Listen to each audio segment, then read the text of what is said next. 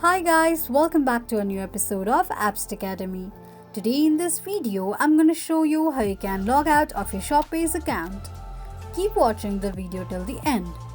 To log out of your Shopbase account, firstly go ahead and launch open your ShopPay application. The home page of ShopPay application will appear on the screen. Click on an profile icon at the bottom right corner of the page. On the next page, tap on three lines at the top right side of the screen.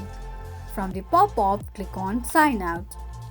Inform signing out of your Shopbase account by tapping on Sign Out once again. This is how you can sign out of your Shopbase account quickly and easily just in few steps. If you have any thoughts or queries, let us know in the comments section. Don't forget to subscribe to our channel. Also press the notification bell icon so that YouTube will notify you whenever we post a new video. I hope this video was helpful to you. Thank you so much for watching.